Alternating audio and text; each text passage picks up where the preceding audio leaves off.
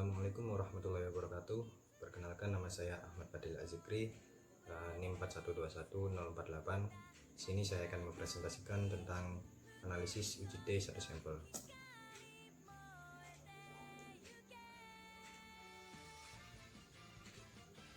Yang pertama adalah pengertian. Uji T satu sampel merupakan prosedur uji T untuk satu sampel tunggal jika rata-rata suatu variabel tunggal dibandingkan dengan suatu nilai konstanta tertentu. Uji T satu sampel ini biasanya digunakan pada penelitian-penelitian yang bersifat eksperimental, tetapi dengan desain pre-eksperimental atau quasi eksperimen. Untuk itu, setiap variabel yang akan diuji ditampilkan rata-rata, standar deviasi, standar error rata-rata, selisih rata-rata antar tiap nilai data dengan nilai uji hipotesis, dan taraf kepercayaan atau signifikan untuk selisih rata-rata. Kriteria yang dapat diuji T satu sampel yaitu data yang digunakan adalah data kuantitatif, kemudian dan juga data berdistribusi normal. Untuk rumus yang digunakan adalah sebagai berikut, dengan keterangan T adalah nilai T hitung, X adalah rata-rata, mu O adalah nilai yang dihipotesiskan, S standar deviasi, dan N adalah jumlah sampelnya. Dalam uji T satu sampel dibagi menjadi dua macam pengujian hipotesis, yaitu yang pertama adalah uji dua arah, yaitu pengujian yang digunakan jika hipotesis 0 atau HO berbunyi sama dengan, dan hipotesis alternatifnya HA berbunyi tidak sama dengan. Dan yang kedua adalah uji satu arah yang dapat dibagi menjadi dua macam, yaitu uji arah kiri dan arah kanan. Yang pertama, contoh kasus untuk uji dua arah, yaitu seorang peneliti ingin mengetahui rata-rata IQ siswa yang mengikuti program akselerasi untuk siswa berbakat di Seman Unggulan. Menurut isu yang berkembang, selama ini siswa yang mengikuti program akselerasi skor IQ kurang dari 130. Untuk membuktikan kebenaran tersebut, peneliti melakukan penelitian dengan mengambil sampel secara acak sebanyak 130 orang. Setelah dilakukan intelijensi, diperoleh data sebagai berikut, dan berdasarkan data tersebut maka disusunlah hipotesis untuk HO. Rata-rata skor IQ siswa program akselerasi sama dengan 130, dan HA-nya rata-rata skor IQ siswa program akselerasi tidak sama dengan 130. Untuk kaidah pengambilan keputusannya dapat dilakukan dengan dua cara. Yang pertama adalah dengan cara membandingkan nilai T hitung dengan T tabel. Jika T hitung lebih dari T tabel, maka HO ditolak, dan jika T hitung kurang dari T tabel, maka HO diterima. Dan cara yang kedua adalah dengan cara membandingkan taraf signifikasi, yakni jika signifikan lebih dari 0,05 maka HO diterima, dan jika kurang dari 0,05 maka HO ditolak. Oke, langsung saja kita masuk ke SPSS-nya. Yang pertama, kita klik variable view, lalu kita isikan name, misalnya kita isi IQ, lalu kita enter, dan tabelnya, labelnya kita isikan skor IQ misalnya.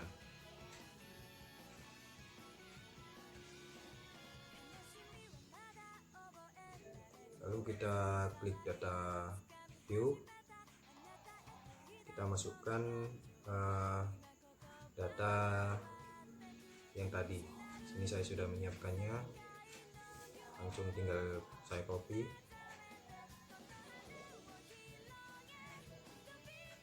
lalu kita paste. Nah, sebelum itu kita save dulu. datanya.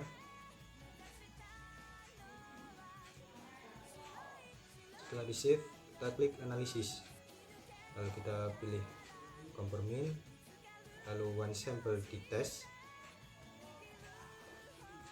lalu datanya kita pindah ke tes variabel, dan tes value-nya kita isi sebanyak 130, lalu kita klik OK.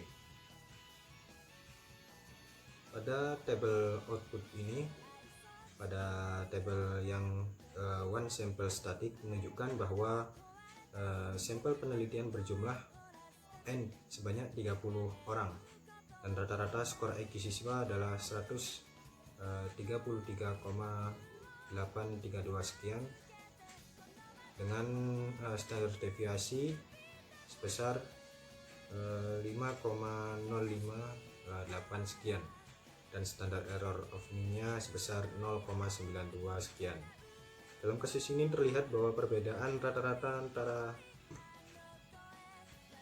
mean difference-nya dengan mean rata-ratanya yaitu sebesar 3,8333. Lalu pada tabel output one sample test-nya memuat data hasil analisis uji T1 sampel yang mana nilai T hitung sebesar 4,150 dengan derajat kebebasannya sebesar 29, di mana T hitung ini lebih besar dari T tabel.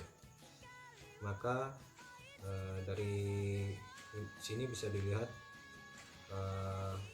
HO ditolak dan HA diterima, yang bahwa artinya rata-rata skor IQ siswa program akselerasi tidak sama dengan 130. Atau dengan membandingkan taraf signifikasi dengan yang mana pada kasus ini terlihat bahwa signifikasi 0,00, dan karena signifikasi kurang dari 0,05 maka HO ditolak, dan berarti HA diterima, yang artinya skor IQ siswa rata-ratanya tidak sama dengan 130. Oke, kita save dulu untuk outputnya. Oke, sekarang kita lanjut ke uji satu arah, uji arah kiri. Dengan contoh kasus, seorang peneliti ingin mengetahui efektivitas program kampanye bahaya merokok melalui iklan layanan kepada masyarakat yang ditayangkan oleh beberapa stasiun televisi terhadap penurunan tingkat konsumsi perokok perharinya. Asumsi efektivitas program kampanye dapat mampu menurunkan 50% angka konsumsi perokok per hari. Catatannya konsumsi per hari rata-rata 12 batang menjadi 6 batang per hari. Untuk membuktikan hal tersebut, peneliti mensurvei kepada 30 orang perokok dan diperoleh data sebagai berikut.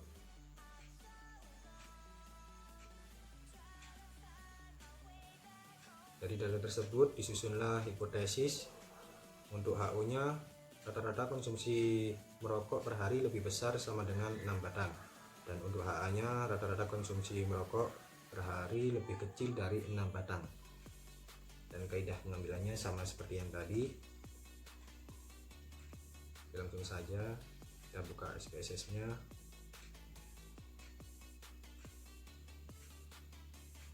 Kita klik new dulu, pilih data, lalu kita klik variable view, kita isikan untuk name-nya misalnya diisi konsumsi, lalu kita klik tab, lalu labelnya kita isi konsumsi perokok per hari. Oke, selanjutnya jika sudah, kita klik data view, lalu kita masukkan data yang tadi.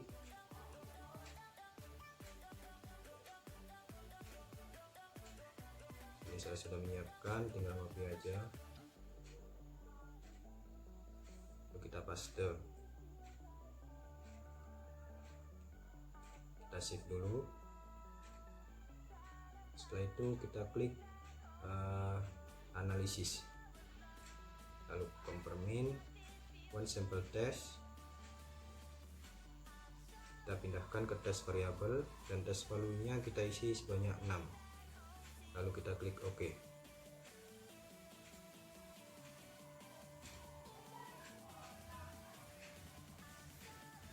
Pada tabel output, one sample static menunjukkan bahwa sampel penelitian berjumlah sebanyak 30 orang.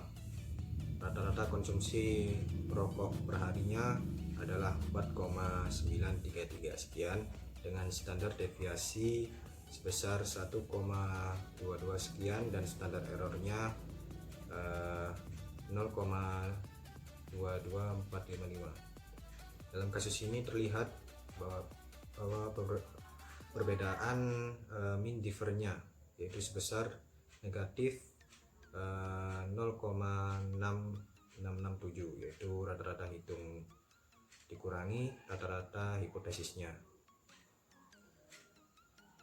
dan perbedaan sebesar negatif 1,0667 ini mempunyai range antara batas bawah sebesar negatif 1,5259 sampai batas atasnya 0,6074. Dan pada tabel output, one sample test memuat hasil analisis uji tes satu sampel yang mana nilai T hitung sebesar negatif 4750, di mana T hitung ini dimutlakkan akan menjadi 4750 dengan derajat kebebasan 29, di mana T hitung lebih besar dari T tabel, maka HO ditolak dan HA diterima, yang artinya bahwa rata-rata konsumsi merokok per hari lebih kecil dari 6 batang yang diperkirakan. Jadi kesimpulannya artinya hipotesis yang menyatakan bahwa rata-rata konsumsi merokok per hari lebih besar atau sama dengan 6 batang ini ditolak. Sebaliknya hipotesis yang menyatakan bahwa rata-rata konsumsi merokok per hari lebih kecil dari 6 batang itu diterima.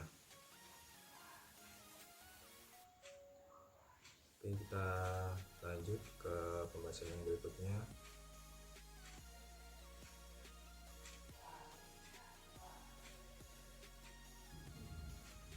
Itu uji arah kanan. Untuk contoh kasusnya, untuk meningkatkan kemampuan penguasaan bahasa Inggris bagi mahasiswa, pihak universitas melalui lembaga pengembangan bahasa asing mengadakan pelatihan atau kursus TOEFL selama 6 bulan. Pengelola lembaga tersebut ingin mengetahui apakah kemampuan penguasaan bahasa Inggris para mahasiswa yang mengikuti kursus tersebut sudah sesuai dengan harapan yang diinginkan, yaitu rata-rata skor TOEFL para mahasiswa minimal 450. Kemudian data diambil dengan menggunakan teknik random sampling dan diperoleh 30 data sebagai sampel penelitian. Adapun datanya adalah sebagai berikut. Dari data tersebut dapat disusun hipotesis untuk HO. Rata-rata skor TOEFL para mahasiswa lebih kecil atau sama dengan 450. Dan HA-nya rata-rata skor TOEFL para mahasiswa lebih besar dari 450. Oke, kita langsung masuk ke SPSS-nya. Seperti tadi kita pilih new, lalu pilih data, lalu kita klik variable view. Nah, untuk name-nya ini kita isikan misalnya TOEFL gitu. Lalu kita tab, untuk labelnya kita isi skor TOEFL. Setelah itu kita klik data view, lalu kita masukkan data yang tadi. Kita langsung saja untuk copy datanya.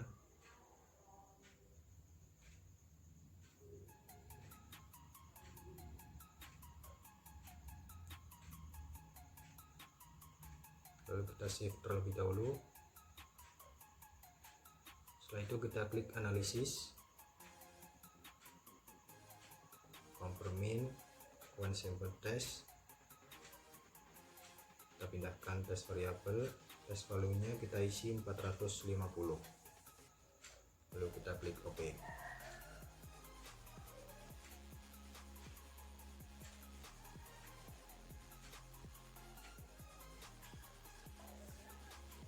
Pada tabel output one sample static menunjukkan bahwa sampel penelitian ini berjumlah 30 mahasiswa dengan rata-rata skor TOEFL mahasiswanya dalam 469,833 dengan standar deviasi yakni sebesar 42,77,77937 dan standar error of mean-nya sebesar 7,81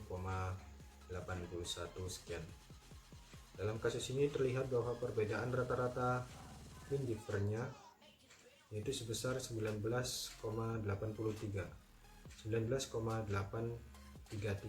yaitu rata-rata hitung dikurangi rata-rata hipotesis, yaitu 469,33 dikurangi 450 dan hasilnya 19,833 sekian. Perbedaan sebesar 19,833 ini mempunyai range antara batas bawah atau lower sebesar 3,8593 sampai batas atasnya yakni 35,8074. Dan pada tabel output one sample test memuat hasil analisis uji satu sampel yang mana nilai dari T hitungnya sebesar 2,539 dengan derajat kebebasannya sebesar 29, di mana T hitung lebih besar dari T tabel.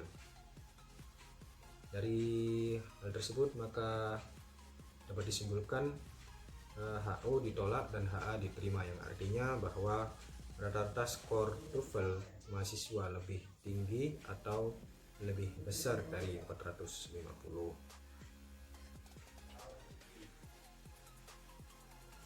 Maka hipotesis yang menyatakan bahwa rata-rata skor TOEFL mahasiswa lebih besar dari 450 diterima.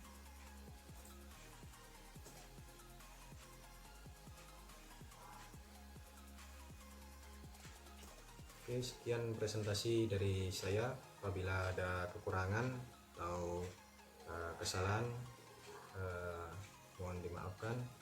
Wassalamualaikum warahmatullahi wabarakatuh.